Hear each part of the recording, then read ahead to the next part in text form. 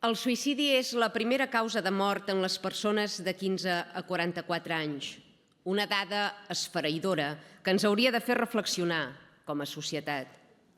Els trastorns mentals sovint són incapacitants i tenen diversos orígens. Un d'ells és el consum de substàncies estupefaents. Gairebé el 20% dels joves d'entre 15 i 29 anys han consumit cannabis el darrer mes. Però hi ha altres addiccions que també poden desencadenar o agreujar depressions, trastorns de desenvolupament, discapacitat o tendències suïcides. L'ús compulsiu d'internet, de videojocs, de màquines escurabutxaques, la tensió i l'estrès diaris també contribueixen a generar problemes de salut en aquest àmbit, que alhora va patir un increment considerable de casos clínics durant la pandèmia, atiat sobretot per l'isolament i la solitud involuntària. Un sistema sanitari sense filtres d'admissió, com el nostre, al que tothom hi té accés sense haver acreditat cotització, col·lapsa davant l'allau d'usuaris afectats. I ciutadans que han cotitzat tota la seva vida es veuen obligats a cercar al sector privat el servei i la solució que no obtenen dins el sistema sanitari públic. L'estat del benestar s'esfondra, infrafinançat i desbordat davant la Catalunya dels 8 milions que la consellera Paneque reivindica amb orgull i que els catalans sense mútua patim. Cada dia hi ha més residents que sense aportar absolutament res al sistema accedeixen a ajudes, plans, subvencions, programes d'acollida, incrementant notablement la despesa social i reduint l'eficiència, qualitat i recursos dels nostres serveis públics.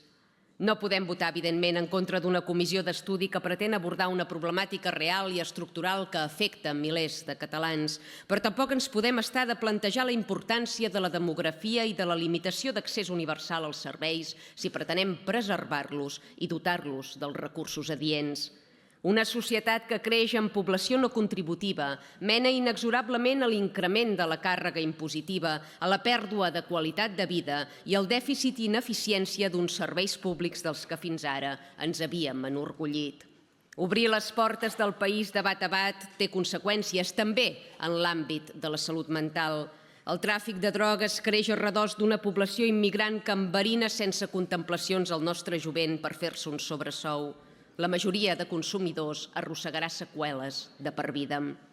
Si amb 8 milions d'habitants ja hem tensionat i fet trontollar els pilars del benestar, com la sanitat, l'educació o els serveis socials, què es pensen que passarà a la Catalunya dels 10 milions que vostès prediquen i esperonen? És imprescindible que els serveis públics tinguin la capacitat econòmica, material i humana necessàries per atendre adequadament les persones que pateixen patologies relacionades amb la salut mental. És cabdal la coordinació entre els entorns familiar, educatiu, laboral i sanitari per detectar a temps els símptomes i poder-los tractar abans no sigui massa tard. Potser és hora de tancar la porta amb pany i forriac, de replantejar polítiques, de batallar pels drets i interessos dels nostres ciutadans, de concentrar esforços i recursos en millorar la qualitat de vida i el benestar del nostre poble. O revisat l'escenari actual, encara es veuen amb cor d'aixecar pancartes de volem acollir. Ja n'hi ha prou d'irresponsabilitat política. Els recursos dels catalans pels catalans.